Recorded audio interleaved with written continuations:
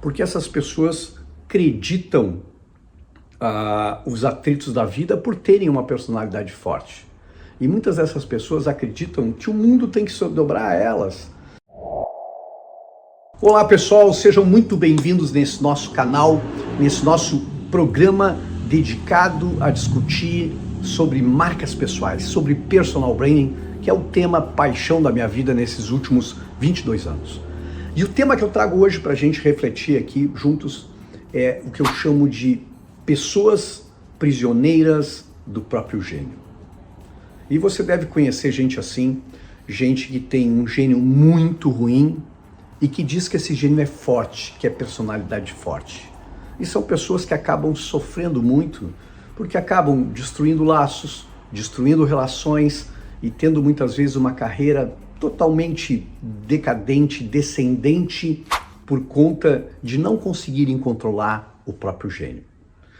Você deve conhecer gente assim, eu tenho amigos assim, pessoas que eu admiro, que eu respeito, que têm bagagem técnica, muitas vezes pessoas muito bem preparadas na carreira, que poderiam estar brilhando, que poderiam estar vencendo, que poderiam estar transformando a realidade dos seus negócios, das suas empresas, a realidade do seu segmento, transformando a sociedade com aquilo que sabem, com aquilo que dominam, mas tem um traço de personalidade muito forte que se torna esse gênio ruim e que acaba simplesmente destruindo completamente a oportunidade de fazerem coisas muito boas com as suas marcas pessoais. Gente que muitas vezes não para no emprego, gente que não para em sociedade nenhuma, porque sempre tem atrito, sempre tem uma treta, sempre tem uma rusga, sempre tem um atrito nas relações e que acaba sendo nefasto muitas vezes na equipe, nas empresas, e que muitas vezes as empresas precisam despedir essa pessoa, perder um talento técnico muito bom, e muitas vezes pessoas de caráter, pessoas que têm valores, que têm princípios, mas que não conseguem controlar o próprio gênio. E aqui tem um grande engano, que é o engano de ser autêntico. Tema do meu último livro, Autenticidade, e eu trato disso, falando de mitos e verdades na construção da sua marca pessoal, e trato muito desse aspecto, que é o aspecto do mito da autenticidade, do seja você mesmo do jeito que você for. E aí está o princípio do engano. Porque essas pessoas acreditam os atritos da vida por terem uma personalidade forte. E muitas dessas pessoas acreditam que o mundo tem que se dobrar a elas. Você conhece as frases, né? As frases são assim, ó, eu sou assim porque eu sempre fui assim, então vocês vão ter que me aguentar. Outra frase é, por onde eu passo eu digo verdades para as pessoas, é que as pessoas não aturam as minhas verdades e por isso acham que eu tenho um gênio ruim. Então são pessoas que muitas vezes não conseguiram ainda compreender que a gente precisa ter um olhar de parcimônia com relação à visão dos outros, né? Pessoas que não conseguiram compreender ainda que a gente pode conviver com outras pessoas diferentes da gente, que têm opiniões contrárias inclusive a gente, mas que a gente precisa viver em sociedade. E muitas dessas pessoas têm uma carreira difícil, né, por conta desses atritos, e muitas delas, eu pelo menos dou três consequências, né, dessas pessoas. E a primeira consequência de um grande grupo de pessoas é a vitimização. Ou seja, essas pessoas criam uma narrativa nas suas próprias cabeças, dizendo o seguinte, ó, eu sou bom como eu sou, né, eu tenho personalidade forte, a minha personalidade é assim, eu não vou mudar, e o mundo não me compreende como eu sou. Então entra num processo de quase resistência contra tudo isso, mas com uma vitimização de que eu sou sempre assim, eu entro na empresa e não me compreendem, eu tenho um chefe que não me reconhece porque não compreende o meu gênio, minha família não me compreende, minha mulher não me compreende, meu marido não me compreende, e entram num processo extremo de vitimização e vão passar em sofrimento o resto da carreira. O segundo grande grupo é um grupo que se torna ressentido, às vezes vítima, mas também ressentido com a vida, acreditando que o mundo está contra ele. Ou seja, todas as pessoas à volta simplesmente sabotam o trabalho porque não conseguem compreender muitas vezes a genialidade ou o jeito de se comportar autêntico na cabeça dessa pessoa. E tem uma frase que eu gosto muito de um escritor chamado Fred Kaufman, que eu acho que resume muito bem, metaforicamente, esse momento, que é, o Fred Kaufman diz assim: não está chovendo em você, apenas está chovendo.